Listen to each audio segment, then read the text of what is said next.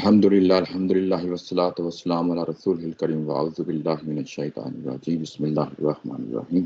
आज हम आया नंबर 63 से आगाज़ कर रहे हैं।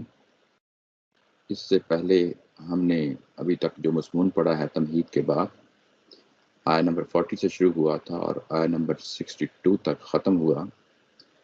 ये एक राउंड था जो कंप्लीट हो गया। यानी जब मज़ामीन शुरू होते हैं इस सूरा के आया नंबर 40 से, उससे पहले तो ज़ाहिर है तमहीद है, तो आगाज़ ही यहाँ से हुआ था कि इस दावत को कबूल करो। ये वही दावत है जो तुम्हारी अपनी किताब तौरात में है, वो अहद मुआहदा है, उसको तस्लीम करो। और जब आप उसको मानोगे, उसको देखोगे, तो उसके बाद यकीनन ये कुरान आपके सामने खड़ा होगा और ये इस वक्त जो नाज़िल हो रहा है ये उसी की तस्दीक में नाज़िल हो रहा है। जो कुछ तुम्हारी अपनी इल्हामी किताबों में मौजूद है ये उसी की ही पेशनगोई थी, उसी के मुताबिक ये नाजिल हो रहा है और इसके सामने सरेंडर करो। और साथ ही सुन्नत की दावत दे दी गई थी कि नमाज पढ़ो और ज़कात अदा करो। और जब ये दावत कबूल नहीं की गई तो उसके बाद अल्लाह ताला की ज़ात ने इन पे इत्माम हुज्जत किया, यानी एक एक पहलू को सामने लिया। वो कौन से पहलू थे वो आपके सामने मैं आया नंबर 42 पे ले जाता हूँ दोबारा। ये आपके सामने आयत है आया नंबर 40 से, जिसमें कहा गया था कि या बनी इसराइल अज़कुरू निअमती अल्लती अनअमतु अलैकुम व औफू बिअहदी ऊफी बिअहदिकुम। ये अल्लाह की नेमतें थीं जो अभी तक हमने आया नंबर 40 के बाद आया नंबर 62 तक हमने पढ़ी हैं। यानी आपको जिस मकाम और मर्तबे पे खड़ा किया गया उसके साथ मैंने अपने इनाम व इकराम की बारिशें की थी। तुम्हें हमने फ़िरौन से निजात दिलाई थी, और वो कैसे निजात दिलाई थी तुम्हें मालूम है। हमने समंदर को फाड़ा था, उसके बाद तुम्हें एक सहरा में ले गए थे, और जब जब तुम हमारे रसूल के साथ खड़े हुए हमने तुम्हें पानी भी दिया, खुराक भी दी, हर तरह का तुम्हें अपनी हिफाजत में रखा। और जब जब तुमने मुंह मोड़ा तब तब तुमको हमने उसकी सज़ा भी दी। तो गोया कि इन आयात के अंदर जज़ा और सज़ा का कानून है जो आले इब्राहीम के साथ मखसूस है। उसकी तमाम जुज़ियात को हमने बड़ी तफसील के साथ इन्हीं आयात की रोशनी में हमने देखा। और इस तरीके से जब ये अपने अंजाम तक ये आया पहुंची तो उस वक़्त आखिरी आयात थी, उसमें हमें ये मालूम हुआ कि इनके ऊपर ज़िल्लत और मस्कनत डाल दी गई है, थोप दी गई है। वो इन्हीं चीज़ों की बुनियाद पर डाली गई कि ये मुसलसल अल्लाह के कलाम से एतराज़ बरतते रहे, और उसके बाद जो उनको अल्लाह का पैगाम सुनाने के लिए आते रहे उनका कत्ल करते रहे, अल्लाह की आयात का इनकार करते रहे। यही वजह है कि इनके ऊपर ज़िल्लत व मस्कनत छाई रही। और ये जो कुछ भी ये करते रहे हैं अल्लाह ताला की ज़ात ने वाज़े तौर पे बता दिया कि ये एक कानून था जो इन पे अप्लाई होता रहा, इन पे इम्प्लीमेंट किया जाता रहा। जब जब ये काम गलत करते रहे उस वक्त इनको सज़ा मिलती रही, और जब जब ये अच्छा काम करते रहे तो अल्लाह ताला की ज़ात ने इनको नवाजा भी था। और ये दुनिया के हवाले से था। आखिरत के हवाले से वाज़े तौर पे बताया कि दो चीज़ें हैं जो गारंटी देंगी कि ये कामयाब आखिरत में होंगे। वो अल्लाह पे ईमान है, आखिरत पे ईमान है, और साले अमाल करना है। ये ईमानियात और साले अमाल जो है यही तुम्हें आखिरत में बचा सकेगा। यानी इसके अलावा कोई और क्राइटेरिया ये कि हम अहले यहूद हैं, हम अंबिया किराम की औलाद हैं या उनको मानने वाले हैं, और हमारे निजात के लिए ग्रोही तासबात, ग्रोही ताल्लुक यही काफ़ी है। ये कानून अल्लाह ताला की ज़ात ने नहीं माना उनका, यानी उनके ये अल्फाज नहीं माने, बल्कि अपने क्राइटेरिया पे चीज़ों को बयान किया कि दुनिया में भी तुम्हें जज़ा सज़ा मिलती रही है। अगर दुनिया में जज़ा सज़ा मिलती रही है तो तुम मेरी कोई चहेती उम्मत नहीं थे। आखिरत में भी मैं इसी तरीके से नतीजा तुम्हारे सामने निकाल के खड़ा कर दूंगा। अब हम आगे बढ़ते हैं दूसरे राउंड की तरफ। तो यहाँ पे फिर आगाज होता है वाइज अखज़ना मिसाककुम व रफ़अना फ़ौक़कुम अत-तूर। यहाँ पे भी देखें तो आगाज کلام الہی جو ان کو دیا گیا تھا تورات کی صورت میں، وہیں سے آغاز ہوتا ہے۔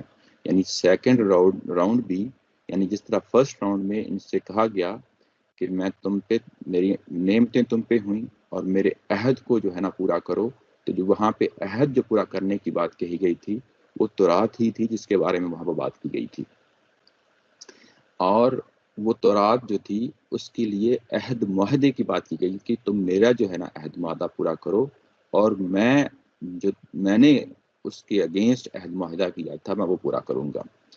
تو گویا کہ پہلا راؤنڈ جو تھا وہ تو راؤنڈ تھا اللہ تعالیٰ کی نعمتوں کے حوالے سے۔ اب جو سیکنڈ راؤنڈ ہم پڑھنے جا رہے ہیں یہ اسی جگہ کی جو آیت نمبر 40 کے اندر عہد معاہدے کی بات ہو رہی تھی اسی کے حوالے سے اب یہاں پہ ہم اس دوسرے راؤنڈ میں پڑھیں گے۔ دوسرا راؤنڈ کیا کہتا ہے کہ جب ہم نے میثاق لیا تھا، میثاق کیا چیز ہے؟ میثاق ہے تو عہد معاہدہ ہی ہے، لیکن اس کی نوعیت کیا ہے؟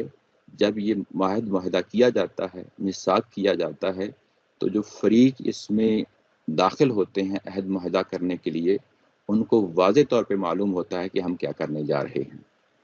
اور جب آپ اس طریقے سے یعنی جانتے ہوئے کہ ہم کیا کرنے جا رہے ہیں، اس کے بعد اگلا سٹیپ یہ کہ کس چیز پہ عہد معاہدہ ہو رہا ہے اس کی تمام تفصیلات واضح ہوتی ہیں۔ یعنی میثاق کے لیے ضروری ہے کہ فریقین آزادانہ مرضی کے ساتھ آگے بڑھیں اور جس چیز پہ انہوں نے عہد معاہدہ کرنا ہے وہ واضح طور پہ ان کو معلوم ہو، اس کی جزیات ان کو معلوم ہو، کوئی ایسا ہڈن پہلو نہ ہو جس کو بعد میں کہیں کہ یہ تو ہمیں معلوم ہی نہیں تھا۔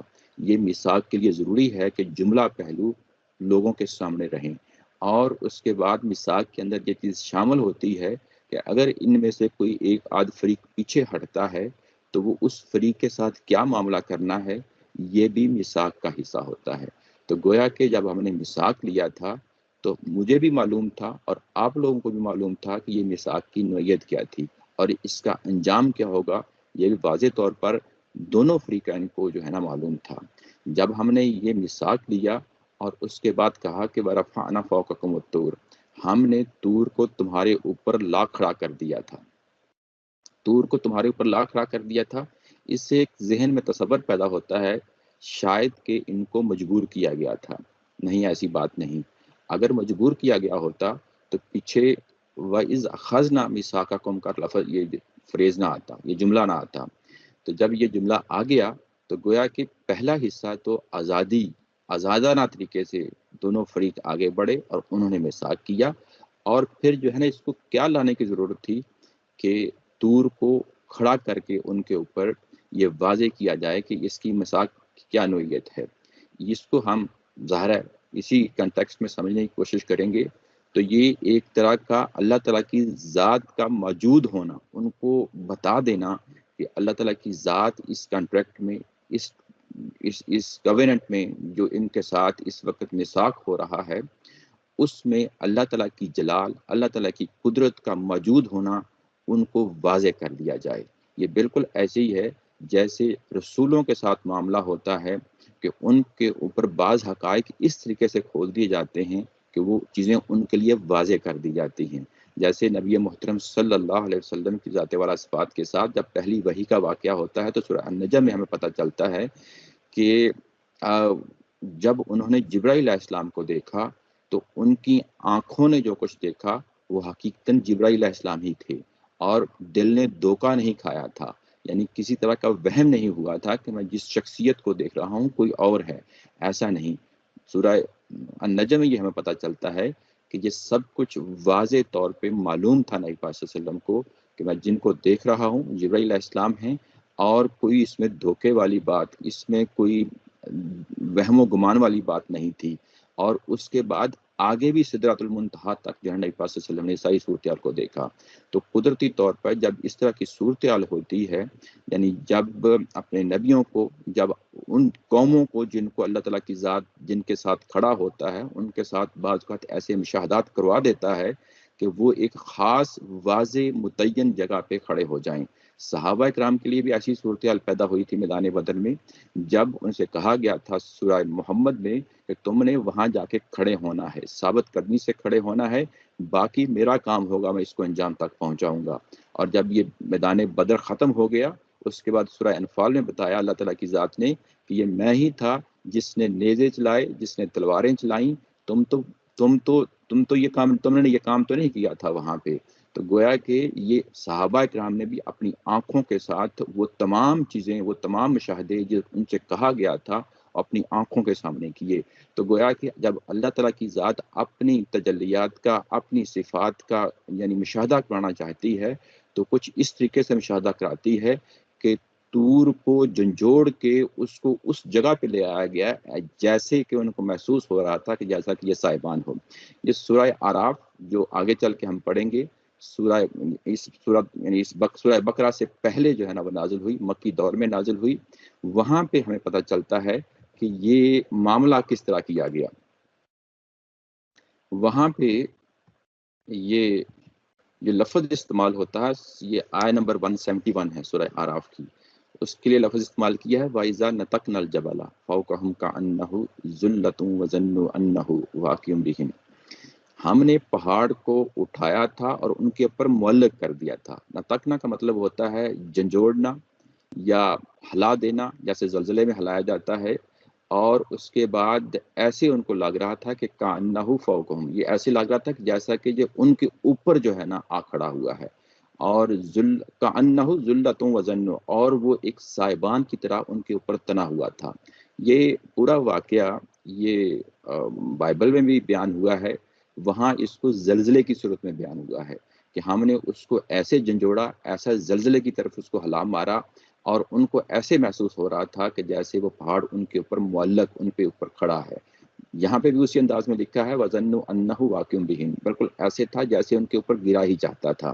تو گویا کہ اس طریقے سے اس پہاڑ کو ان کے اوپر کھڑا کر دیا۔ اللہ تعالیٰ کی ذات نے اپنے جلال، اپنی قدرت کا جو ہے نا ان کے سامنے مشاہدہ کروایا، اور مشاہدہ کروانے کے بعد بات کیا کہی تھی، خُذُوا مَا آتَيْنَكُمْ، اور جو کچھ اس کے اندر ہے وہ اس کو مضبوطی سے پکڑو۔ یہاں پہ لفظ آیا ہے مضبوط بقوہ، قوت کے ساتھ، مضبوطی کے ساتھ پکڑو، یعنی کوئی سستی، کوئی کاہلی نہیں ہونی چاہیے۔ ان آیات کے سلسلے میں، ان کے مندرجات کے صورت میں، یعنی جو کچھ تورات کے اندر موجود ہے، قوت کے ساتھ، ثابت قدمی کے ساتھ، استقامت کے ساتھ اس کو مضبوطی سے پکڑو۔ وَاذْكُرُوا مَا فِيهِ لَعَلَّكُمْ تَتَّقُونَ، اور جو کچھ اس کے اندر بیان ہوا ہے اس کو یاد رکھو، یعنی جو کچھ اس کے اندر لکھا ہے اس کو اچھی طرح پکڑ لو، اپنی حرز جان بنا لو، اپنی یعنی کہ جو کچھ اس کے اندر لکھا ہے اگر وہ کرنے کے لیے کہا ہے تو مضبوطی کے ساتھ اس پہ جم جاؤ، اگر کسی چیز سے منع کیا ہے، روکا ہے، تو اس کے قریب تک نہ پھٹکو۔ یہ جو الفاظ یہاں پہ آئے ہیں، یہ تینوں سٹیٹمنٹس آئی ہیں کہ ہم نے عہد معاہدہ کیا، اور عہد معاہدہ جب کیا تو ہم نے طور کو تمہارے اوپر لا کھڑا کیا تھا، یہ ایک سٹیٹمنٹ۔ دوسرا یہ کہ اس کو مضبوطی کے ساتھ پکڑو۔ تیسرا یہ کہ جو کچھ اس کے اندر ہے اس کو اچھی طرح یاد رکھو۔ یہ تین جو ہے نا پہلو ہیں جن کو نمایاں کر کے کہا گیا کہ یہ سب کچھ ہم نے انتظام اس لیے کیا کہ لعلکم تتقون، تاکہ تم بچے رہو۔ جب یہ تقوی کا لفظ آتا ہے تو اس کے کئی ایک معنی اور مفہوم ہوتے ہیں، موقع محل کے مطابق ہم اس کا معنی لیتے ہیں۔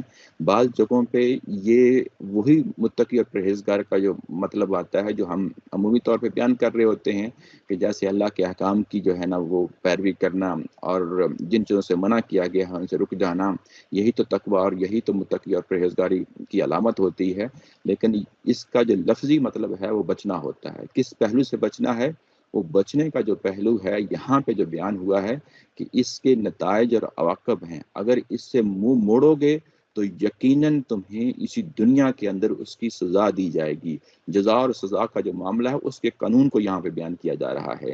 اللہ کے غضب سے بچو، یعنی یہ کہ اب یہ معاملہ تم نے انڈیپینڈنٹلی، آزادانہ طریقے سے ایک عہد معاہدے میں بند چکے ہو، اور جو کچھ اس کتاب کے اندر لکھا ہے اس کو یاد کرو، مضبوطی سے تھامو، اس کو پکڑو، اور اگر تم پیچھے ہٹو گے تو اس کا ایک نتیجہ ہوگا، وہ اللہ کا غضب ہے، وہ دنیا میں بھی بڑکے گا، اور یقیناً قیامت والے دن بھی تم پکڑے جاؤ گے۔ یہ تینوں کی تینوں جو سٹیٹمنٹس ہم نے اوپر پڑھی ہیں، انتہائی فورسفل قسم کی سٹیٹمنٹس ہیں۔ یہ کوئی سادہ چیز نہیں ہے کہ جس کو ہم ویسے ہی پڑھ کے گزر جائیں۔ یہ کہ الہامی کتاب کے ساتھ اہل ایمان کا کیا تعلق ہونا چاہیے، مضبوطی سے پکڑے ہوئے رہنے کا تعلق ہونا چاہیے، اور جو کچھ ان کتابوں کے اندر بیان ہوا ہے اس کو مضبوطی سے پکڑنا ہے، اس کو تھامنا ہے، اپنی زندگیوں میں لے کے آنا ہے، اس کو اپنی نشست و برخاست میں جو ہے نا بیان کرنا ہے، جہاں آپ بیٹھتے ہیں، جہاں آپ اٹھتے ہیں، اپنی تنہائیوں میں، اپنی جلوتوں میں، اپنی خلوتوں میں، انسانوں کے درمیان ہر جگہ اس کو آپ نے مد نظر رکھنا ہے۔ یہ وہ میثاق ہوتا ہے، یعنی خواہ وہ تورات کی صورت میں اہل یہود کے لیے ہو یا ہمارے لیے قرآن مجید کی صورت میں ہو، یعنی اس کو حرز جان بنانا، اس کے اندر جو چیزیں بیان ہیں اس کو خود یاد رکھنا، دوسروں تک پہنچانا، یہ ساری کی ساری چیزیں اس کے اندر موجود ہیں، اسی ذمہ داری کے اندر موجود ہیں۔ لیکن ہوا یہ کہ ثم تولیتم من بعد ذلک، اس کے بعد تم واپس لوٹ گئے۔ تولیتم کا مطلب ہوتا ہے پیٹ پھر کے واپس چلے جانا، اس کے بعد تم پھر گئے۔ نیچے جو ہے نا ترجمہ کیا گیا ہے کہ اس کے بعد بھی تم اس سے پھر گئے، یعنی کس سے پھر گئے؟ ذالک کا یہاں پہ لفظ آیا ہے، پیچھے جو تینوں سٹیٹمنٹس جو بیان ہوئی تھیں اس کے لیے ذالک آیا ہے، یعنی یہ کہ تمہیں کہا تھا کہ اس کو مضبوطی سے پکڑنا ہے اور جو کچھ اس کے اندر بیان ہے اس کو جو ہے نا یاد رکھنا ہے، اور اس کے بعد ہم نے جو عہد معاہدہ کیا تھا وہ عہد معاہدے کا جو ہے نا وقار قائم رکھنا ہے۔ تم ان سب چیزوں سے پھر گئے، جب یہ سب چیزوں سے پھر گئے تو اس کے بعد کہا ہے فلولا فضل اللہ علیکم ورحمتہ لکنتم من الخاسرین، تو اللہ تعالیٰ کا یہ فضل ہی تھا، انعام ہی تھا جس کی وجہ سے تم یہ بچے رہے، ورنہ تم خسارہ پانے والوں میں ہوتے، ورنہ تم خسارہ پانے والوں میں ہوتے۔ یہاں خاسرین کا لفظ آیا ہے۔ خسارہ پانا جب آپ کہیں انویسٹمنٹ کرتے ہیں، نقصان ہو جاتا ہے، آپ کی جمع پونجی لٹ جاتی ہے، تو اس کے لیے لفظ ہم خسارہ جو ہے نا لے کے آتے ہیں۔ تو یہاں پہ بحیثیت قوم جو ہے وہ تم خسارہ پانے والوں میں سے ہوتے، کیا مراد ہے؟ یہاں پہ بڑی اہم سٹیٹمنٹ ہے جو قرآن مجید میں بیان کی گئی ہے، وہ سٹیٹمنٹ یہ ہے کہ میرا قانون یہ رہا ہے رسولوں کے بارے میں، جو خسارہ پاتی ہیں قومیں ان کو میں تباہ و برباد زمین پہ کر دیتا ہوں، ہلاک کر دیتا ہوں، قوم نوح ہو، قوم شعیب ہو، قوم فرعون ہو، قوم عاد ہو، قوم سمود ہو، یہ تمام کی تمام قومیں تباہ و برباد ہوئی ہیں، زمین پہ ہلاک ہوئی ہیں۔ وہ قومیں تو میں نے ہلاک کر دیں، تم کو بچائے رکھا۔ تو یہ کیا بات ہے جو یہاں پہ بیان کی جا رہی ہے؟ فلولا فضل اللہ علیکم ورحمتہ، یہ اللہ کا فضل اور اللہ کا جو ہے نا کرم ہے آل ابراہیم کے لیے، اس کو میں نے تباہ و برباد نہیں کرنا۔ تباہ و برباد سلیکٹیولی کروں گا، اگر یہ شرک پہ قائم ہوتے ہیں تو میں ان کو تباہ و رسولوں کے دور میں ظاہر ہے تو میں ان کو تباہ و برباد کروں گا، ان کو میں فنا کروں گا، لیکن بحیثیت مجموعی میں اس قوم کو فنا نہیں کروں گا۔ اور یہ اللہ کا فضل، اللہ کا کرم ہے، اس کو جانتے ہوئے تمہیں پھر موقع دیا کہ تم دوبارہ سنبھلو، اور جب تم دوبارہ سنبھلے، جب سنبھلے تو میں نے تمہیں سہارا دیا۔ اور یہ کہ تم جتنی بڑی تم نے غلطیاں کی ہیں، جتنے بڑے تم نے جرائم کیے ہیں، جب تم اس اتنے بڑے عہد معاہدے سے پھر گئے تو تمہیں میں ان قوموں کی طرح ختم نہیں کیا، بلکہ میرا فضل اور میرا کرم رہا جو آل ابراہیم کے ساتھ خاص ہے کہ یہ قیامت تک اپنا وجود قائم رکھیں گے۔ اور اس کے بعد کہا کہ یہ جو بات ابھی کہی کہ تم لوٹ گئے، تم پیٹ پھر کے چلے گئے، اب اللہ تعالیٰ کی ذات نے اس کی ایگزامپلز جو ہے نا وہ بیان کرنی ہیں۔ وہ ایگزامپلز کیا ہیں؟ آگے جو ہے نا بیان کی وَلَقَدْ عَلِمْتُمُ الَّذِينَ اعْتَدَوْا مِنْكُمْ فِي السَّبْتِ، اور تم اس چیز کو بھی جانتے ہو، اس چیز کو بھی جانتے ہو کہ وہ لوگ تمہارے اندر ہی میں سے تھے جنہوں نے سبت کی بے حرمتی کی۔ بے حرمتی کی یہ لفظ ہے اعتداء کا مطلب ہوتا ہے حد سے گزر جانا، یعنی سبت کے معاملے میں حد سے گزر گئے، وہ اس کی حرمت کو قائم نہ رکھ سکے، اس کو انہوں نے وائولیٹ کیا جو ان کے ساتھ عہد معاہدہ تھا۔ ظاہر اوپر والی جو بات ہے اسی سے متعلقہ ہے، اسی کی آگے اگزامپل دی جا رہی ہے۔ اچھا، تو وہ سبت ہے کیا چیز ہے؟ یہ اسی طرح کا معاملہ ہے جس طریقے سے ہمارے ساتھ جمعے کا معاملہ ہے۔ آل ابراہیم کے لیے ہفتے میں ایک دن مخصوص کر دیا گیا ہے کہ وہ اپنے اس دن اللہ تعالیٰ کی عبادت کریں، اللہ تعالیٰ کے ساتھ لو لگائیں، اور جو کچھ قرآن مجید میں یا تورات میں بیان ہوا ہے اس کو سمجھیں، پڑھیں اور مضبوطی کے ساتھ پکڑیں۔ یہ آل ابراہیم کے ساتھ جمعے کا دن تھا جس کو بعد میں ان یہودیوں نے اس کو جمعے سے ہفتے میں تبدیل کر دیا. یعنی اصلاً جو شریعت کا معاملہ ہے جمعے کا، وہ جمعے ہی کا تھا، انہوں نے اس کو ہفتے میں تبدیل کر دیا. اور کیونکہ ان کا مزاج کچھ اس طرح تھا کہ چیزوں کو وہ پھیلا کے لے کے جاتے تھے، ایک جگہ پہ ٹکتے نہیں رہے تھے. ان کے لیے جو شریعت کا معاملہ تھا وہ پورا کا پورا دن تھا. ہمارے لیے تو ایک مخصوص لمحات ہیں جو اذان سے شروع ہوتے ہیں جمعے کی، اور اس کے بعد جمعے کی نماز کے ساتھ ہی ختم ہو جاتے ہیں. جبکہ ان کے ساتھ جو معاملہ ہوا بنی اسرائیل کے ساتھ، وہ پورا کا پورا دن تھا ہفتے کا، جو انہوں نے مخصوص کیا ہوا تھا اللہ تعالیٰ کی عبادت کے لیے، قرآن اپنی تورات کتاب پڑھنے کے لیے. یہ اس حد تک جو ہے نا مخصوص کیا ہوا تھا ان لوگوں کے لیے کہ یہ کوئی اپنا کام کاج نہیں کرتے تھے، کوئی کھیتی باڑی نہیں کرتے تھے، کوئی کاروبار نہیں کرتے تھے، یہاں تک کہ گھر کا چولہا تک نہیں چلاتے تھے. اور یہ اپنے خداموں سے بھی کچھ کسی طرح کی خدمت نہیں لیتے تھے. لونڈی غلاموں سے بھی خدمت لینا ممنوع تھا اس دن. اور یہ مکمل پورا کا پورا دن اس مقصد کے لیے انہوں نے ڈیووٹ کیا ہوا تھا. اب بھی جب کہ جو ہے نا سوشل میڈیا آ چکا ہے، ہم یوٹیوب پہ دیکھتے ہیں کہ یہ وہ لوگ ہیں جو پریکٹسنگ جیوز ہیں، یہ فون تک نہیں سنتے اس دن، یعنی سیٹرڈے کو یہ فون تک نہیں سنتے. اپنی تمام مصروفیات جو ہے نا وہ ختم کر دیتے ہیں اور اپنی عبادت کے لیے آپ پورا دن جو ہے نا وقف کرتے ہیں اللہ تعالیٰ کے حضور. تو یہ دن ان کے لیے اس طریقے سے یہ مخصوص کر دیا گیا تھا. اور اس کی حرمتوں کو جب انہوں نے پامال کیا ہے، وہ کیا پامال کیا ہے یہ ہمیں سورہ اعراف میں پھر جو ہے نا وہیں جا کے پتہ چلتا ہے. وہ اس سے پہلے نازل ہو چکی تھی، اس سورہ سے پہلے.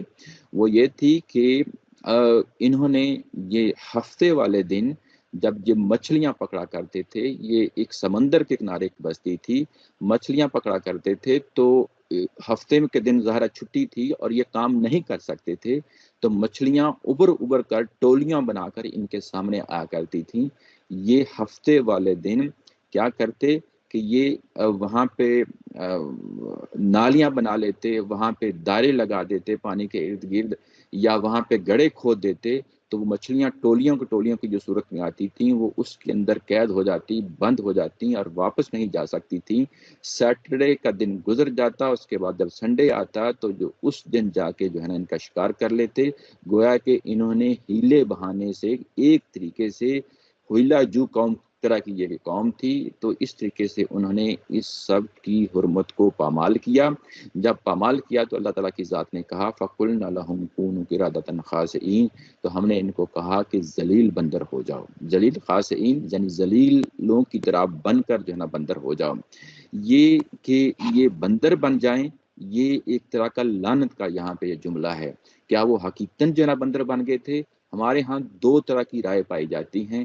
ایک یہ کہتے ہیں کہ نہیں، اپنے کردار میں بندر بنے تھے. دوسرے یہ کہتے ہیں کہ نہ صرف کردار میں بندر بنے تھے بلکہ حقیقتاً جو ہے نا وہ بندر بن گئے تھے. قرآن مجید کی سورہ اعراف کے اندر جیسا کہ میں نے ذکر کیا، اور یہاں پہ بظاہر یہی محسوس ہوتا ہے کہ یہ حقیقتاً ہی بندر بنے تھے. اس کی وجہ جو ہے وہ یہ کہ عمومی طور پہ جب ہم یہ اس کا لفظ بولتے ہیں کہ بندر ہو جاؤ یا جانور بن جاؤ، اصلاً جو فرق ہوتا ہے وہ فرق ہوتا ہے انسان کی عقل کا، انسان کی اخلاقیات کا. یہ انسان کا عقل اور ارادہ جو اللہ تعالیٰ کی ذات نے اس کی فطرت میں الہام کیا ہوا ہے، یہ صلاحیت یہ کہ وہ اخلاقی طور پہ ایک شخصیت رکھتا ہے.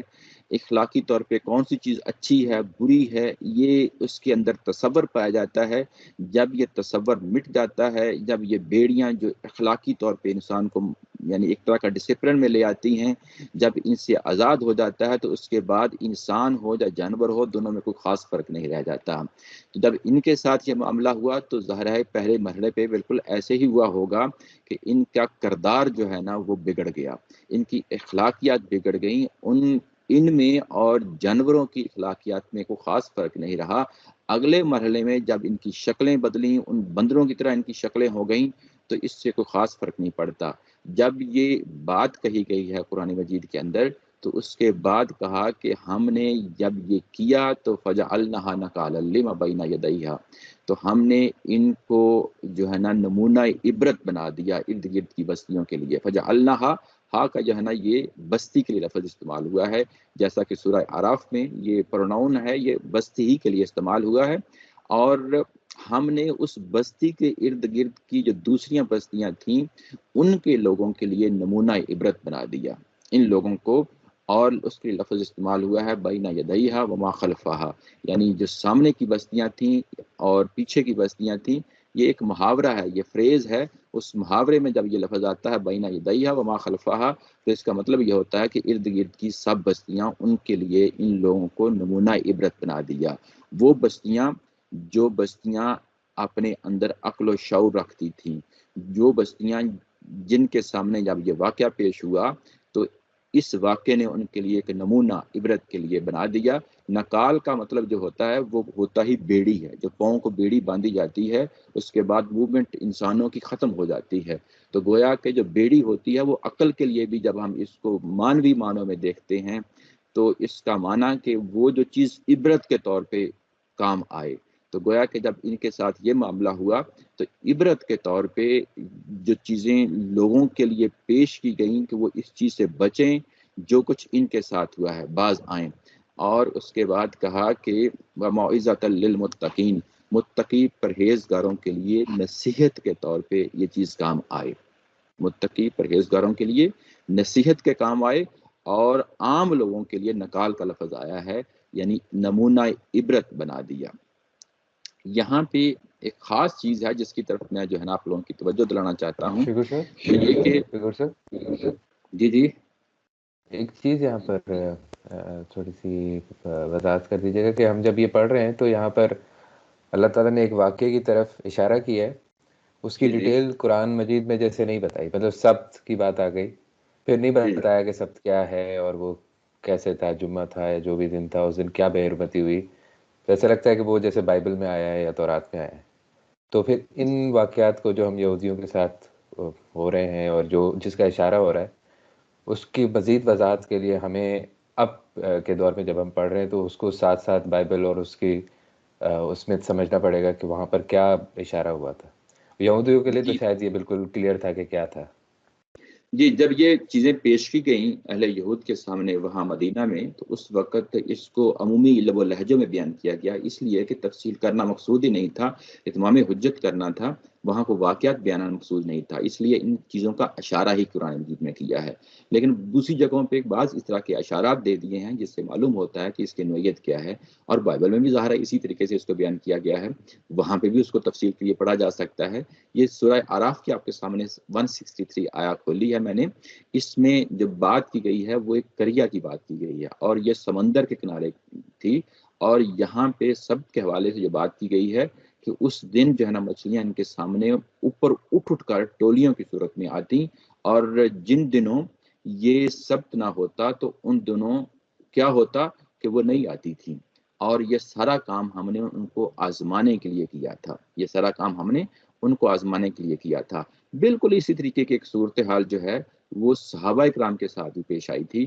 وہ سورہ مائدہ میں چل کے ہم پڑھیں گے، آپ کے سامنے آیت نمبر 94 جو ہے وہ ہے، اس کے بارے میں بھی یہ کہا گیا کہ جب تم احرام باندھ لیتے ہو، عمرے اور حج کے لیے جاتے ہو، تو تمہارے سامنے شکار جو ہے وہ دوڑ دوڑ کر آئے گا، تمہارے سامنے شکار ادھر ادھر سے دوڑ دوڑ کر سامنے آئے گا، اور میں نے تمہیں آزمانا ہے، دیکھنا ہے کہ کیا تم جو ہے اس شکار کو پکڑتے ہو کہ نہیں پکڑتے، یعنی پکڑنا نہیں تھا، اگر تم پکڑتے تو یقیناً تم بھی بے حرمتی کرتے اس احرام کی، اور اگر کرتے تو اس کے لیے کہا ہے کہ ذالک فلاح عذاب عظیم، عذاب علیم، اس یعنی ان لوگوں کے لیے یہ یقیناً ایک تنبیہ ہے اور بہت بڑی تنبیہ ہے، ان کے لیے بہت سخت قسم کا عذاب ہوتا اگر یہ اس طرح کی صحابہ اکرام بھی کر لیتے۔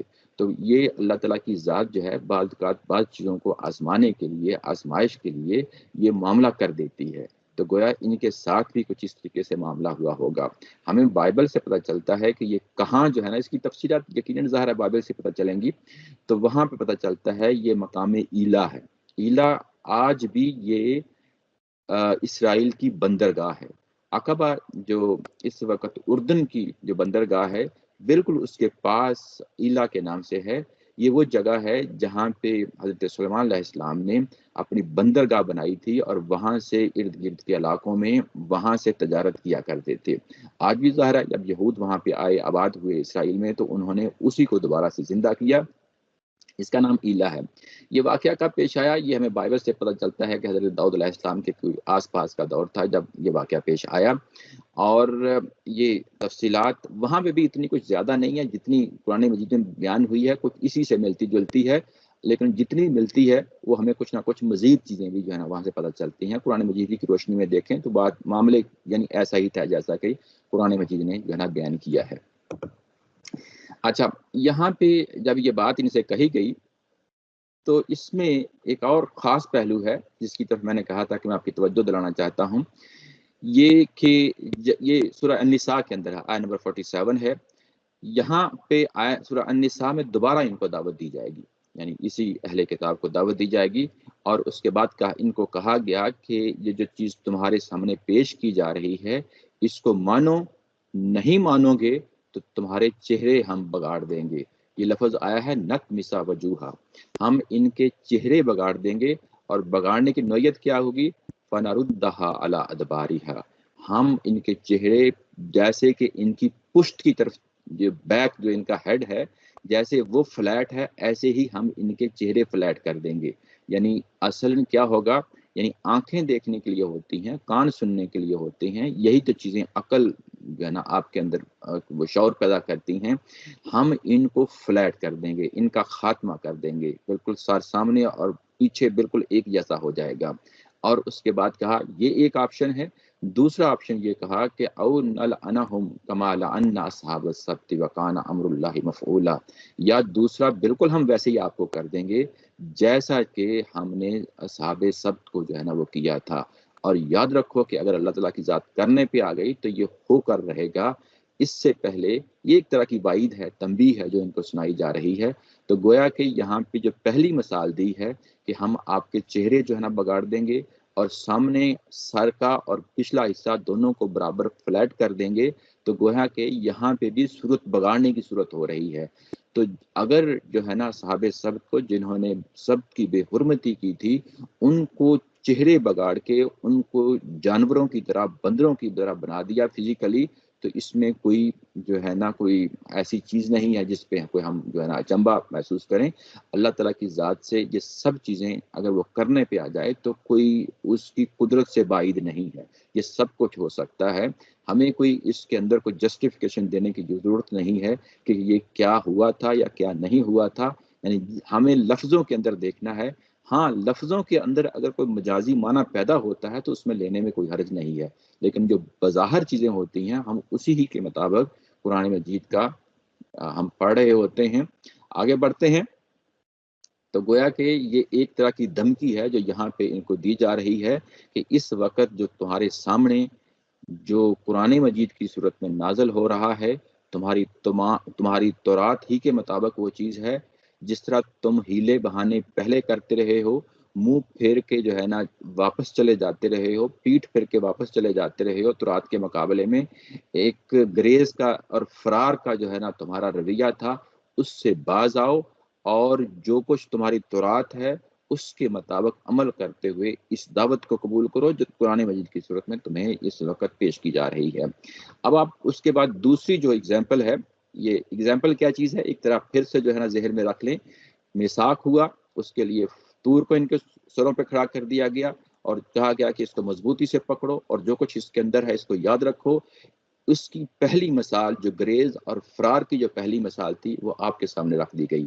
اب گریز اور فرار کی دوسری مثال جو ہے نا آپ کے سامنے لائی جا رہی ہے، اور یہ اپنے جتنے بھی ابھی تک واقعات بیان ہوئے ہیں یہ اس میں سے 11واں جو ہے نا واقعہ آپ کے سامنے جو ہے نا پیش کیا جا رہا ہے، وہ ہے وَإِذْ قَالَ مُوسَىٰ لِقَوْمِهِ إِنَّ اللَّهَ يَأْمُرُكُمْ أَن تَذْبَحُوا بَقَرَةً، جب ان سے کہا گیا، موسیٰ علیہ السلام نے اپنی قوم سے کہا کہ بے شک اللہ تعالیٰ کی ذات حکم دیتی ہے کہ تم ایک گائے کو ذبح کرو۔ یہاں پہ اللہ تعالیٰ کی ذات کی طرف سے کہا جا رہا ہے ان اللہ یامرکم، یعنی انا کا لفظ لا کے یہ زیادہ زور دے کے بات کہی جا رہی ہے کہ جو کچھ میں بات کہہ رہا ہوں میں اپنے بہاف پہ نہیں کہہ رہا، بلکہ یہ میں اللہ تعالیٰ کی طرف سے وصول کر کے یہ بات کہہ رہا ہوں کہ ایک گائے کو ذبح کرو۔ یہ کیوں ذبح کرنے کے لیے کہا گیا آگے ہم تفصیل سے دیکھتے ہیں، لیکن میں بائبل کا حوالہ دے کے آپ لوگوں کو بتا دوں کہ یہ کیا ہے۔ بائبل میں ایک اصطلاح استعمال ہوتی ہے قسامہ۔ یہ قسامہ کیا چیز ہے؟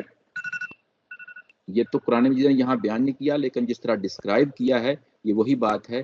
قسامہ جو ہے یہ بنی اسرائیل کے لیے ایک شریعت کا خاص پروسیجرل جو ہے نا پہلو تھا، جو ان کے سامنے رکھا کہ جب کوئی قتل ہو جائے تو اس قتل کی جو شخص مارا جاتا ہے، قتل ہو جاتا ہے، ارد گرد کی بستیوں سے لوگوں کو اکٹھا کریں اور ان کی موجودگی میں گائے کو ذبح کریں، اور گائے جب ذبح ہو جائے تو اس کے خون کے اوپر ہاتھ رکھ کے جو لوگ اکٹھے ہوں ارد گرد کی بستیوں سے، وہ قسمیں لی جائیں۔ اور قسمیں کس بنیاد پہ لی جائیں؟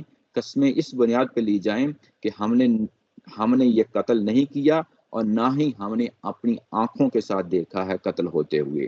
یعنی یہ قسمیں لینا، جانور کا ذبح کرنا، گائے کا ذبح کرنا، ذبح کرنے کے بعد خون کے ہاتھ رکھنا اور یہ کہنا کہ یہ خون جو انسان کا خون ہوا ہے یہ ہماری آنکھوں دیکھا نہیں ہے اور نہ ہی ہم نے خود قتل کیا ہے۔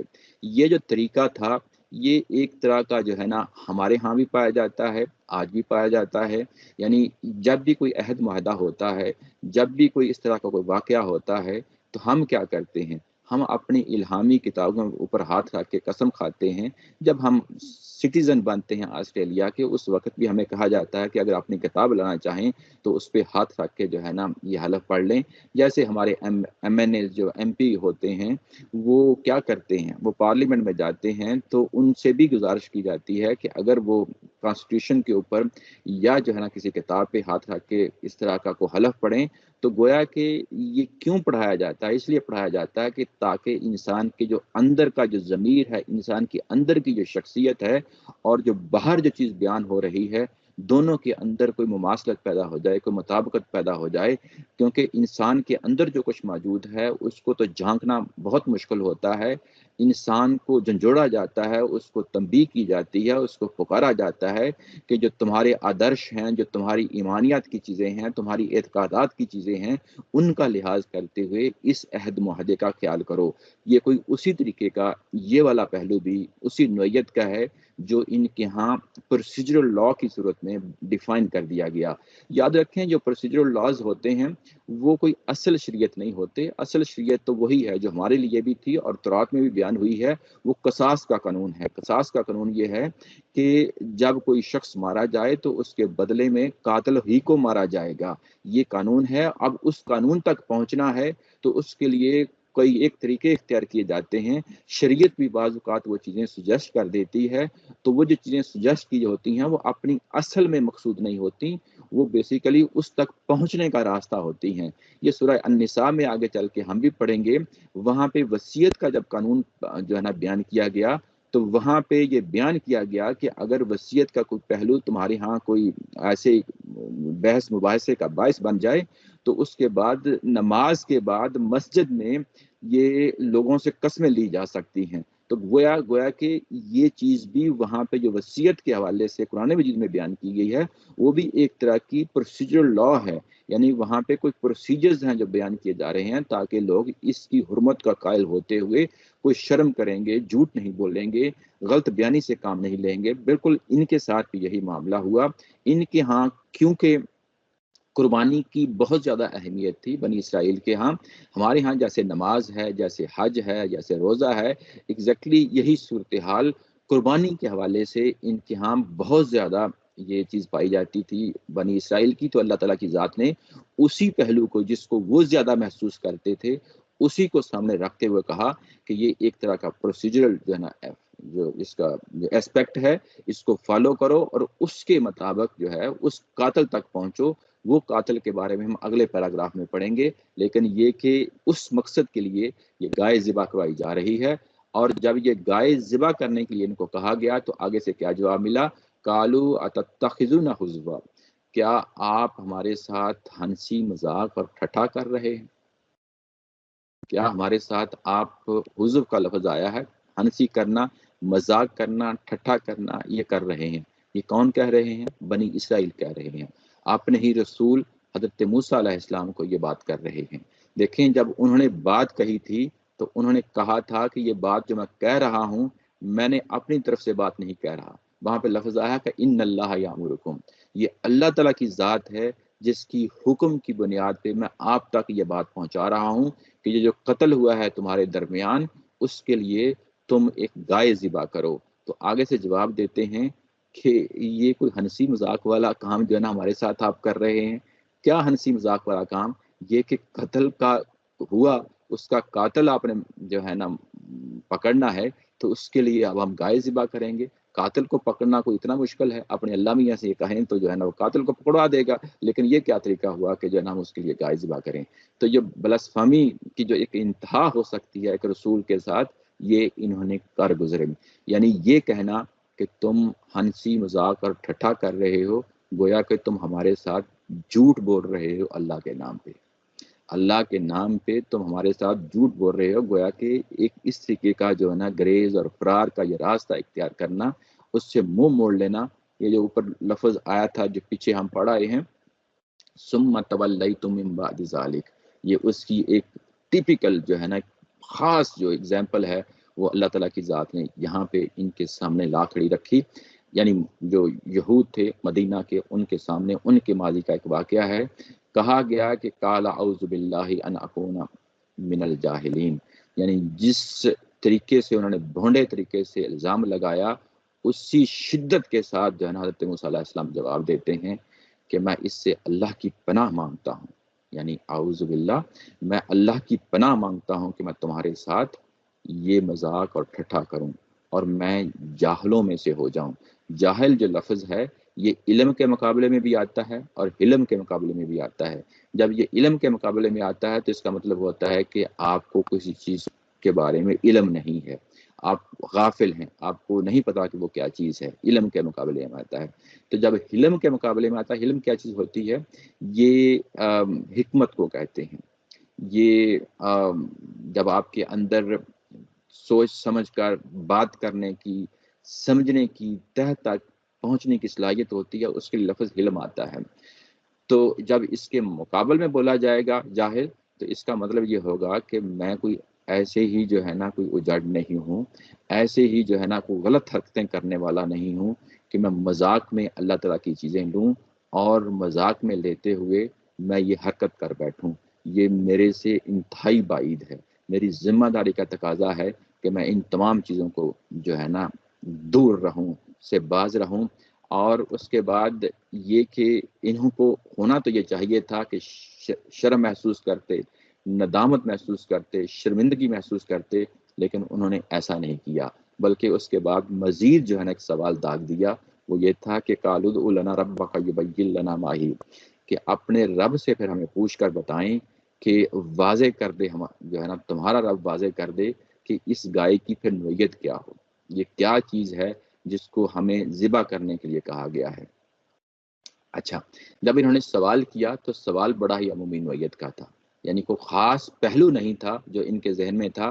یہاں پہ بھی ان کے یہ سوال کرنے کا جو طریقہ ہے، وتیرہ ہے، وہ بتا رہا ہے کہ یہ سنجیدہ نہیں ہے، اصل میں یہ بات کو ٹالنا چاہتے ہیں۔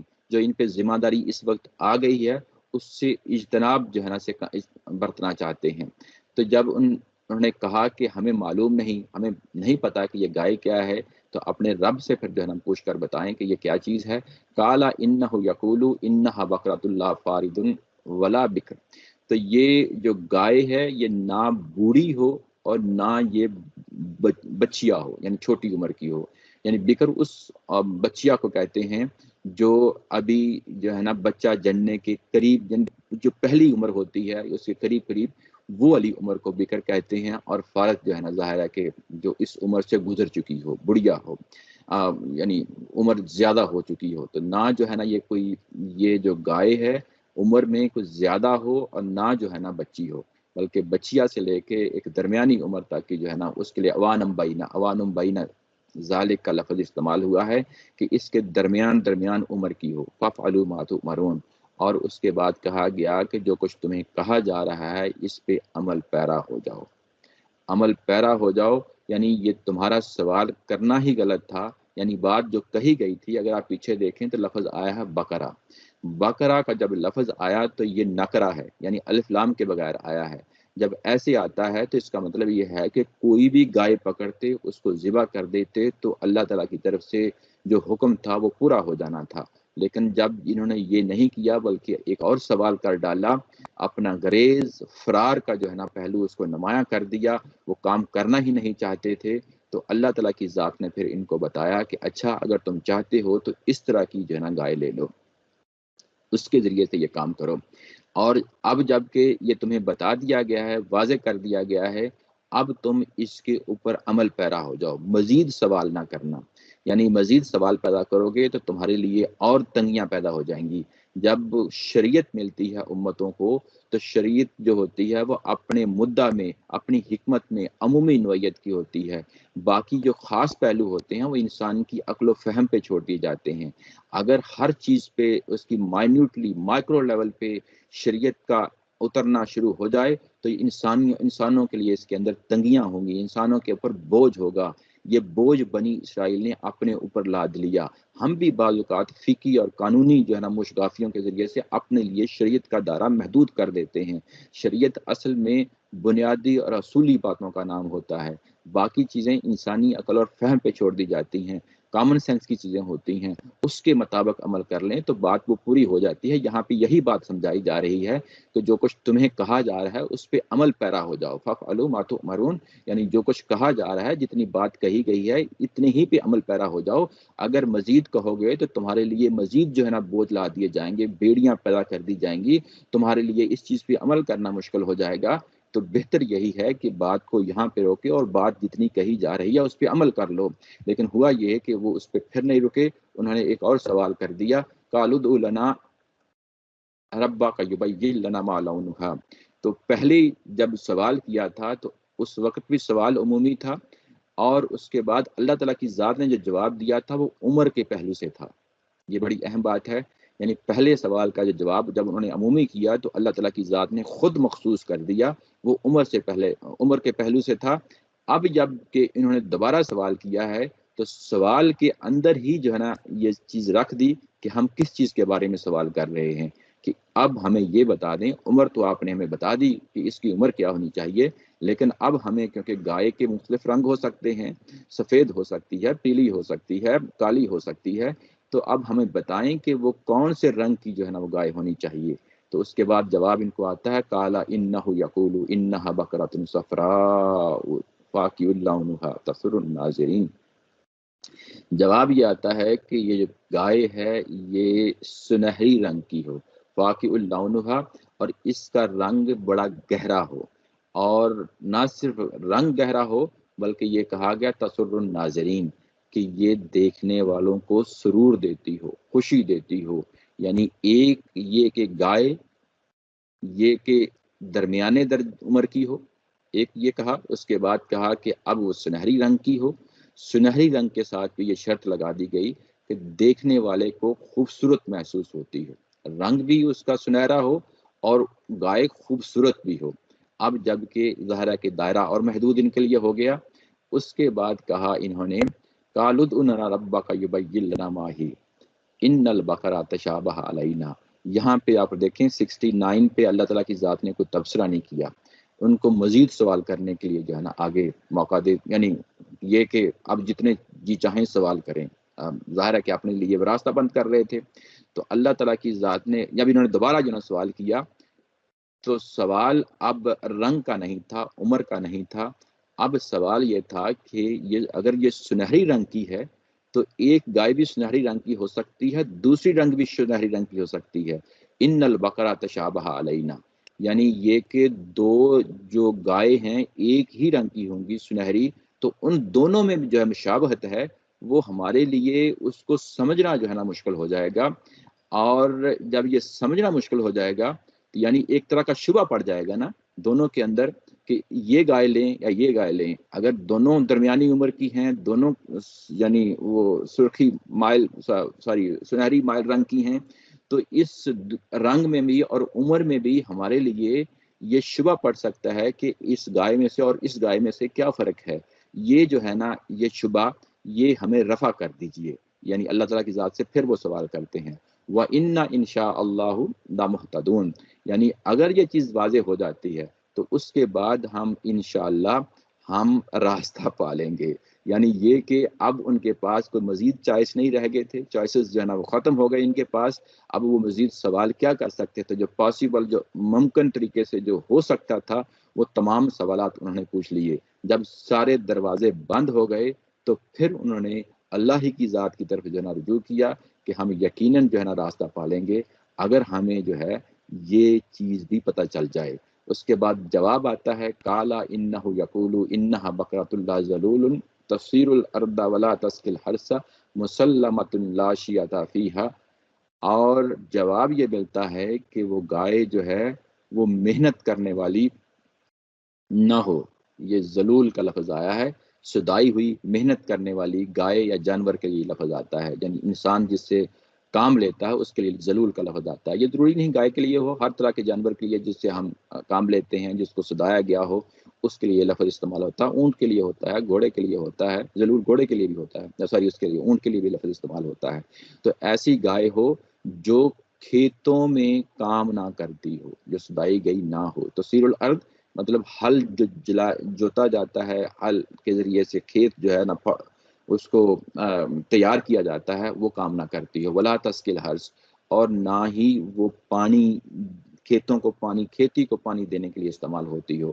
رہٹ جس طرح پرانے زمانے میں ہم کنووں سے پانی نکالا کرتے تھے، جانوروں کے ذریعے سے پانی نکالا کرتے تھے، تو یعنی گائے وہ ہو جو نہ کھیتی باڑی کے لیے کام آتی ہو، نہ کھیتی باڑی کے ہل جوتنے کے لیے، نہ پانی کے لیے جو ہے نا وہ کام آتی ہو. اور اس کے بعد جو پچھلی بات کہی گئی تھی مسلمتن، یعنی وہ سالم ہو. سالم یہ کہ اس کو واضح کر دیا کہ کس پہلو سے سالم کہا گیا ہے، لا شیعہ فیہا، یعنی کوئی داغ دبا نہ ہو. یعنی جو رنگ ہے وہ ایک ہی رنگ ہو، کہیں کوئی پیچز نہ ہو، کوئی دبا نہ ہو کسی اور رنگ کا، وہ ایک ہی رنگ کے ہوں. تو یہ اللہ تعالیٰ کی ذات نے دوبارہ جوڑ کے کیوں کہا؟ حالانکہ یہ بات اوپر کہہ دی تھی. کہنے کا مطلب یہ ہے، یہ اسلوب ہے قرآن مجید کا، کہ یعنی جو اوپر جتنی بھی باتیں کی گئی ہیں وہ بھی اسی کے اندر شامل ہیں. یعنی جو آخری بات کہی ہے وہ یہ کہی کہ یہ کھیتی باڑی نہ کرتی ہو، پانی کھیتی باڑی کے لیے جو ہے نا پانی اور ہل چلانا، یہ دونوں چیزیں اس کے اندر شامل ہیں، انکلوڈنگ جو پچھلی باتیں کہی گئی ہیں وہ بھی اس کے اندر شامل ہیں. یعنی مسلمت الاشیاء کا مطلب یہ ہے کہ جو چیزیں پیچھے بیان کی گئی ہیں وہ بھی اس کے اندر شامل ہیں. اب جب کہ تمہارے پاس کوئی اور آپشن نہیں ہے. اب جو ہے کیا کیا انہوں نے؟ کالو الان کالو کالو الان جئت بالحق. تو انہوں نے کہا کہ اب، یعنی انہی علیہ یہود نے کہا کہ اب تم نے جو بات لے کے آئے ہو اللہ تعالیٰ کی طرف سے یہ حق بات ہے، حق بات ہے، بین بات ہے. حق کا مطلب جو ہے نا کئی ایک معنی مفہوم اس کے بھی ہوتے ہیں، لیکن جہاں پہ آ جائے وہاں پہ ہم اس کو متعین کرتے ہیں. یہاں اس کا مطلب یہ ہے کہ اب وہ چیز جو واضح کرنے کے لیے ہم کہہ رہے تھے وہ واضح بات کا ہمیں جو ہے نا پتہ چل گیا ہے. فذبحوها، اس کے بعد انہوں نے اس گائے کو ذبح کیا.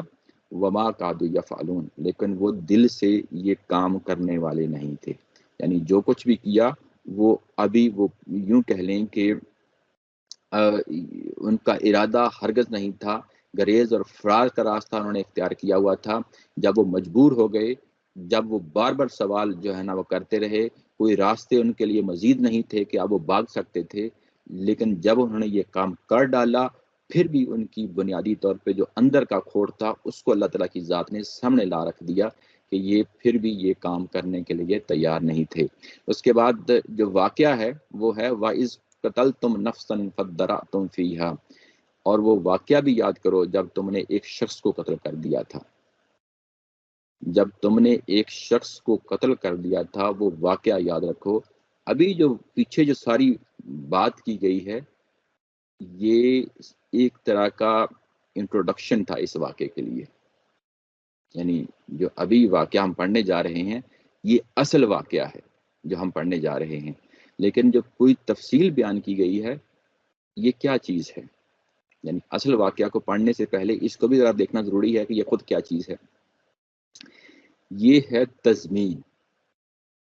تضمین کیا چیز ہوتی ہے اور جملہ معترضہ کیا ہوتا ہے یہ ہم پہلے بھی پڑھ آئے ہیں اسی سورہ بقرہ میں، اور یہاں پہ بھی یہ تضمین آ گئی ہے. تضمین کیا ہوتی ہے؟ تضمین ہوتی ہے جب آپ نے ایک چیز کی وضاحت کرنی ہو، مضمون سے متعلقہ چیز ہو، ایک اضافی چیز ہو، آپ نے اس کو کھولنا ہو، اس کے لیے یہ لٹریری زبان میں اس کو ہم تضمین کہتے ہیں. تضمین یعنی مضمون ہی سے متعلقہ کوئی چیز ہوتی ہے. تو یہاں پہ مضمون ہی سے متعلقہ چیز تھی، اس مضمون کا ایک بیک گراؤنڈ بتانا تھا. وہ بیک گراؤنڈ یہ تھا کہ وہ قانون کیا ہے جس کے لیے ان کو کہا گیا تھا کہ گائے کو ذبح کرو. وہ وضاحت ہے جس کو قرآن مجید نے ضروری سمجھا کہ پہلے میں وضاحت پیش کروں. وہ وضاحت جب پیش کی گئی تو قرآن مجید نے اس کو وضاحت ہی کے طور پہ پیش کیا ہے، بڑی خوبصورت طریقے سے پیش کیا ہے. میں بتاتا ہوں اس کی پہچان کیا ہے. پہچان اس کی یہ ہے کہ جب ہم یہ پڑھ رہے ہیں وَإِذْ قَتَلْتُمْ نَفْسًا فَادَّرَأْتُمْ فِيهَا، جب تم نے ایک شخص کا قتل کر دیا تھا، یہاں پہ پروناؤن ہے تم، قتل تم، تو یہ سیکنڈ پرسن ہے، یہ مخاطب ہے جو آپ کے سامنے کھڑا آپ کی بات سن رہا ہے، اس کے لیے یہ لفظ استعمال کرتے ہیں. لیکن جب جو اوپر پورا کا پورا جو واقعہ بیان ہوا ہے، یہ قسامہ کا جہاں پہ یہ سارا اصول بیان ہوا ہے، تو وہاں پہ تھرڈ پرسن میں بات ہو رہی ہے، یہاں پہ سیکنڈ پرسن میں بات نہیں ہو رہی. عیسیٰ علیہ السلام ہیں جو پہلے اللہ تعالیٰ کی ذات براہ راست بات کر رہی ہے ان بنی اسرائیل اہل یہود کے ساتھ. اور یہاں پہ جب نمبر 11 جو واقعہ ہے 67 اگر آپ دیکھیں تو یہاں پہ اللہ تعالیٰ کی ذات براہ راست بات نہیں کر رہی، موسیٰ علیہ السلام بات کر رہے ہیں، اور اللہ تعالیٰ کے لیے تھرڈ پرسن استعمال ہوا ہے. یعنی اوپر جتنے بھی واقعات بیان ہوئے ہیں وہاں کم کم کم کا لفظ آیا ہے. پروناؤن جو ہے وہ سیکنڈ پرسن کی، جس کو ہم یو کہتے ہیں انگلش میں اور تم اردو میں کہتے ہیں، یہ وہ یہاں پہ پروناؤن استعمال ہوئے ہیں ہر جگہ. لیکن جب یہ آیت نمبر 67 سٹارٹ ہوتی ہے اور 67 جب تک یہ پورا جو پیراگراف مکمل نہیں ہوتا، اللہ تعالیٰ کی ذات بیک گراؤنڈ میں بات کر رہی ہے، یہاں براہ راست بات نہیں کر رہی. تو پروناؤنس کا جو چینج ہونا ہے وہ بھی بتا دیتا ہے کہ یہاں معاملہ کچھ اور ہو رہا ہے، اور جو چیز بیان ہو رہی ہے وہ تضمین کے طور پہ بیان ہو رہی ہے، بیک گراؤنڈ کے طور پہ بیان ہو رہی ہے. یعنی ایک دفعہ بیک گراؤنڈ واضح ہو جائے تو اصل واقعے کی طرف ہم لوٹتے ہیں. وہ اصل واقعہ کیا ہے؟ وہ واقعہ یہ ہے جو اگلے پیراگراف میں ہے. پھر اگر آپ دیکھیں تو پروناؤنس جو ہے نا، جو پچھلے 11 واقعات 10 واقعات ہوئے ہیں، وہ اسی پروناؤن کی طرف جو ہے نا، یہ یہاں پہ بھی وہی پروناؤن استعمال ہوگا، وَإِذْ قَتَلْتُمْ نَفْسًا. اور وہ واقعہ بھی یاد کرو جب تم نے ایک شخص کو قتل کر دیا تھا. یہاں پہ جب پروناؤن جو ہے نا، قتل تو انہوں نے نہیں کیا تھا، جو مدینہ کے یہودی تھے قتل تو انہوں نے نہیں کیا تھا. یہ اگر آپ دیکھیں تو جب سیکنڈ راؤنڈ شروع ہوتا ہے تو وہاں پہ بھی آپ دیکھیں وَإِذْ أَخَذْنَا مِيثَاقَكُمْ، تمہارے ساتھ معاہدہ کیا تھا، حالانکہ ان کو باوجداد کے ساتھ کیا تھا. وَرَفَعْنَا فَوْقَكُمْ، تمہارے اوپر جو ہے نا ہم نے طور کو کھڑا کر دیا تھا، حالانکہ ان کے باوجداد کے اوپر کھڑا کیا گیا تھا. اس کے بعد جب یہ ثُمَّ تَوَلَّيْتُم مِّن بَعْدِ ذَلِكَ، تم لوٹ گئے تھے، حالانکہ ان کے باوجداد لوٹ گئے تھے. تو یہاں پہ پھر وہی بات ہے جو ہم نے شروع میں کہی تھی کہ دیکھیں، اگر ایک اچھی چیز ہے آباء و اجداد نے کی ہے اور آپ بھی وہی اچھا کام کر رہے ہیں تو یہ ایک بہترین چیز ہے. لیکن اگر آباء و اجداد نے ایک غلط کام کیا ہے، آپ اس کو آن کرتے ہیں اور آپ بھی وہی کام کر رہے ہیں، تو گویا کہ اگر تمہارے آباء و اجداد نے کوئی غلط کام کیا تھا تو تم بھی غلط کام کر رہے ہو. جب تم اس طریقے سے کام کرو گے تو گویا کہ تم بھی شریک جرم ہو جاؤ گے. جب یہ کہا ثم تولیتم، تم جو ہے وہ پیچھے مڑ گئے اس تورات سے، اس عہد معاہدے سے تم مڑ گئے، گویا کہ تمہارے باوجداد بھی اس میں جرم میں شریک تھے اور تم بھی شریک ہو گئے ہو. اور جب یہاں پہ آ کے کہا، یہ جو یہاں پہ وَإِذْ قَتَلْتُمْ نَفْسًا، کہ تم نے قتل کیا تھا، گویا کہ یعنی اس کو یہ ایک طرح کا تعصب کی زبان میں اپنے بزرگوں کے واقعات بیان کرتے ہیں اور اس کو آن کرتے ہیں. تو اللہ تعالیٰ کی ذات نے پھر ان کو بھی اسی عمل میں شریک رکھا ہے. اچھا، جب اس طریقے سے بیان کیا تو اس کے بعد کہا کہ تم نے جب قتل کر دیا تھا اور اس کے بعد گائے ذبح کی تھی، اور گائے ذبح کرنے کے بعد آگے پھر تم نے غلط کام کر دیا تھا، جھوٹی قسمیں کھائیں، اور جھوٹی قسمیں کھانے کے ساتھ ایک دوسرے پہ الزام دھرنے لگے. یہ جو بریکٹ میں لکھا ہے استاد محترم نے، جھوٹی قسمیں کھائیں، یہ پچھلا واقعہ ہے جو قسامہ کا ہے، جس کو یعنی واقعہ نہیں بلکہ جو انٹروڈکشن ہے کہ ان کے لیے گائے ذبح کرنے کے لیے کہا گیا، اس پہ قسمیں کھانے کے لیے کہا گیا. تو جو ایک دوسرے پہ الزام دھرنے لگے، قسمیں کھا چکنے کے بعد الزام دھرنے لگے کہ دیکھیں یہ قتل ہم نے نہیں کیا، یہ اس نے کیا ہے۔ دوسرا فریق یہ کہتا ہے کہ دیکھیں قتل ہم نے نہیں کیا، اس فریق نے کیا ہے۔ تو گویا کہ ہونا تو یہ چاہیے تھا کہ یہاں پہ وہ شرمساری کے ساتھ، ندامت کے ساتھ اپنے جرم کو مانتے اور بتاتے کہ کس شخص نے قتل کیا ہے، لیکن انہوں نے ایسا نہیں کیا، کیونکہ پیچھے بھی گریز اور فرار کا معاملہ تھا، یہاں پہ بھی گریز اور فرار کا معاملہ ہے۔ یہاں پہ بھی انہوں نے جھوٹی قسمیں کھائیں اور ایک دوسرے پہ الزام دھرنے لگے، اور اس کے بعد واللہ مخرج ما کنتم تکتمون، اللہ تعالیٰ کی ذات نے فیصلہ کر لیا کہ میں جو کچھ یہ چھپا رہے ہیں اس کو لازمی طور پہ میں اس کو کھول کے رہوں گا، اس کو ظاہر کر کے رہوں گا۔ جب اللہ تعالیٰ کی ذات نے یہ فیصلہ کر لیا، اگر یہ اپنے ضمیر کے مطابق فیصلہ کر دیتے، اگر یہ شرمساری اور ندامت کے ساتھ اس واقعے کو قبول کر لیتے کہ یہ ہم نے قتل کیا، نہیں کیا، تو اس کے بعد پھر ایک اور ہٹ درمی پہ آ گئے۔ جب ایک اور ہٹ درمی پہ آ گئے تو اللہ تعالیٰ کی ذات نے پھر ان کو سبق سکھانے کے لیے جو ہے نا ایک اور کام کیا، وہ یہ کہا کہ فَقُلْنَا اضْرِبُوهُ بِبَعْضِهَا، کہ تم ایسا کرو کہ تم اس کے گوشت کا ایک ٹکڑا اٹھاؤ، کس کا؟ ببعضها، یعنی اس گائے کا ایک گوشت کا ٹکڑا لو اور اس کو مارو، کس کو؟ جس یعنی جو مقتول ہے اس وقت، جو قتل ہوا ہے، جو ڈیڈ باڈی پڑی ہے، اس کے اوپر مارو۔ کذالک یحیی اللہ الموتى، اور ایسے ہی اللہ تعالیٰ کی ذات مردوں کو قیامت والے دن زندہ کرے گی۔ یہاں پہ ایک حذف ہے جو استاد محترم نے نیچے بریکٹ میں کھولا ہے، جو قسمیں کھانے کے لیے ذبح کی گئی تھی گائے، تو وہ تو وہ جو تھا مقتول وہ زندہ ہو گیا، اور وہ پکار اٹھا، وہ بول اٹھا کہ یہ کون ہے میرا قاتل۔ اور جب یہ ہو گیا تو اللہ تعالیٰ کی ذات نے پھر اس کے بعد تبصرہ کیا ہے کہ جس طرح یہ مقتول تمہارے سامنے اٹھ کھڑا ہوا ہے، کل کو قیامت والے دن تم بھی اٹھ کھڑے ہوگے۔ یعنی یہاں سے ایک اور نتیجہ، ایک اور طرف جو ہے نا ذہن منتقل کر دیا۔ تو کہنے کا مطلب یہ ہے کہ اگر وہ راز جو تمہارے آباء و اجداد نے پنہا کیا تھا اور وہ کھولنے کے لیے تیار نہیں تھے اس قتل کے جرم میں، تو اللہ تعالیٰ کی ذات نے سبب بنا دیا، اور سبب بنانے سے وہ مردہ جو تھا، ڈیڈ باڈی تھی، وہ اٹھ کھڑی ہوئی اور اس نے منہ سے خود بول دیا کہ مجھے کس نے قتل کیا تھا۔ اور ایسے ہی کل کو قیامت کو جب اٹھیں گے تو تمہارے سارے کے سارے جو راز ہیں جو تم اپنے سینے میں لیے بیٹھے ہو، کہ جو تم چھپاتے ہو حقیقتیں، وہ سب کے سب میں جو نا قیامت والے دن کھول دوں گا۔ اور اس کے بعد ہے وَيُرِيكُمْ آيَاتِهِ لَعَلَّكُمْ تَعْقِلُونَ، اور اللہ تعالیٰ کی ذات اپنی آیات آپ کے سامنے دکھاتا ہے، نشانیاں دکھاتا ہے تاکہ تم عقل سے کام لو۔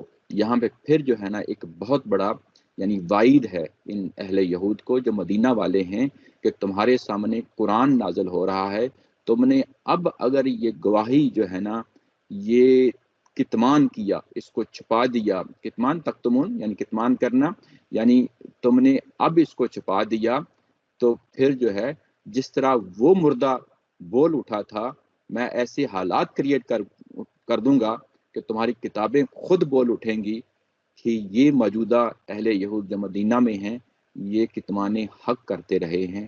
اور اس کو بعد آگے چل کے ہمیں سورہ بقرہ میں پتہ چلتا ہے کہ پھر قرآن مجید نے اس کو بڑی تفصیل کے ساتھ کھولا ہے، ان کی اس چیزیں جو چھپاتے رہے ہیں اس کو کھولا ہے۔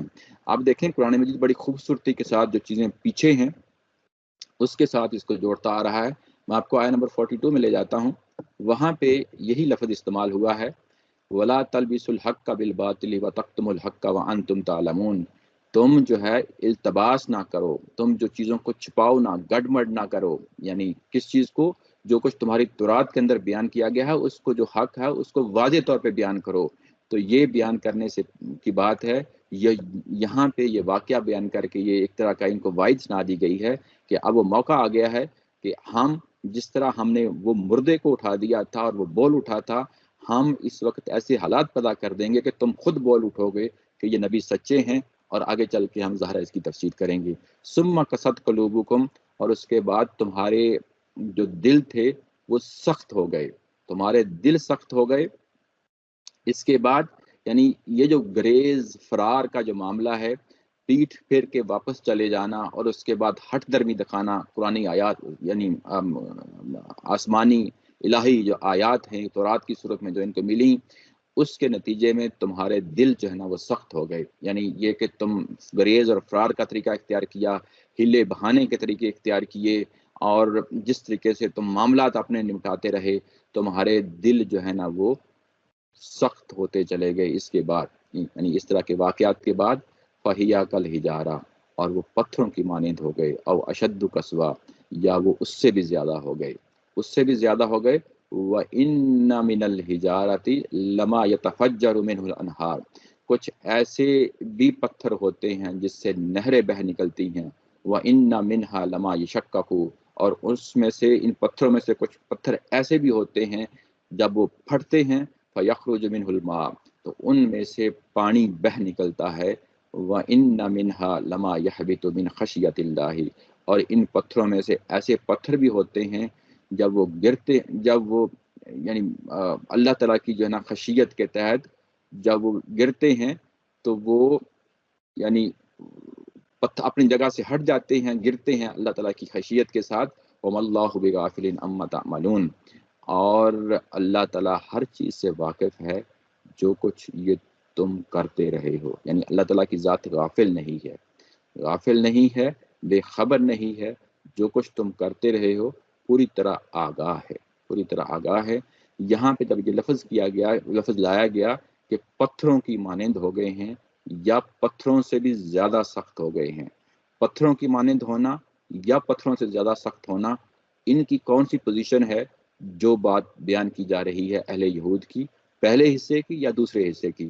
پہلا حصہ تو پتھر ہو جانا، یہ تو یہ محاورے اردو میں بھی استعمال ہوتے ہیں، انگلش میں بھی استعمال ہوتے ہیں، ہر زبان میں بھی استعمال ہوتے ہیں. سٹون ہارٹڈ جس کو ہم کہتے ہیں کہ اس کا دل پتھر ہو گیا، یعنی یہ کہ اس کے اندر کوئی نرمی، اس کے اندر کوئی سمجھنے کی صلاحیت کوئی ایسی رہنے گئی جس کی بنیاد پہ ہم یہ کہیں کہ یہ کوئی انسانوں والا کوئی وتیرہ ہے.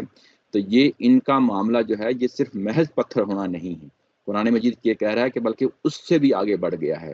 یعنی انسانی جو دل ہوتا ہے، ہوتا تو خون کا لوتھڑا ہے، یہ مجازی معنی میں استعمال ہو رہا ہے، نرم ہوتا ہے، لیکن جب یہ پتھر بننے پہ آتا ہے تو اپنی شکل بدل کے وہ تمام صفات قائم کر لیتا ہے جو پتھروں سے آگے ہوتی ہیں.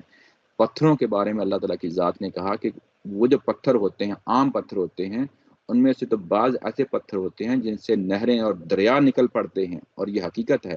ایسی چٹانیں ہوتی ہیں، یہ ہم دیکھتے ہیں دنیا میں، بڑے بڑے دریا جو ہے نا وہ چٹانوں سے نکل کے آ رہے ہوتے ہیں، وہ پانی کو راستہ دے دیتے ہیں، ان میں سے دریا بہ نکلتے ہیں. دوسرے پتھر کی وہ نوعیت ہوتی ہے، اگر وہاں سے دریا نہیں نکلتے تو کم از کم وہاں سے چشمے نکل جاتے ہیں، جس طرح بنی اسرائیل کے ساتھ معاملہ ہوا. 12 چشمے ان کے لیے نکل کھڑے ہوئے، ان کے لیے پانی جو ہے نا ان پتھروں سے دستیاب ہوا.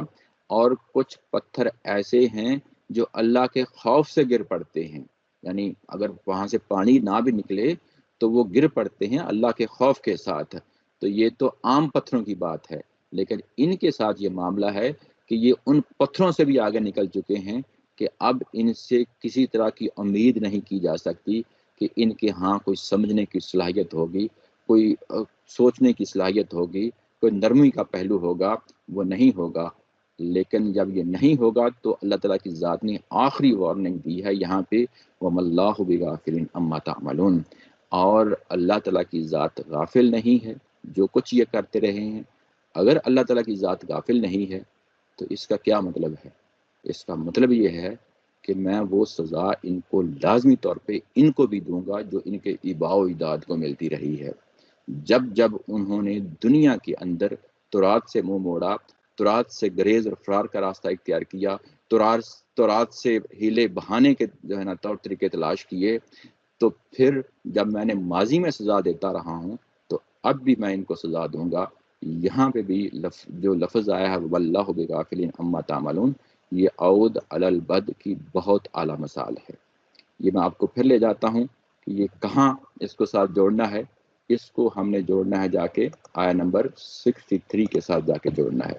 یہاں پہ سیکنڈ راؤنڈ شروع ہوتا ہے.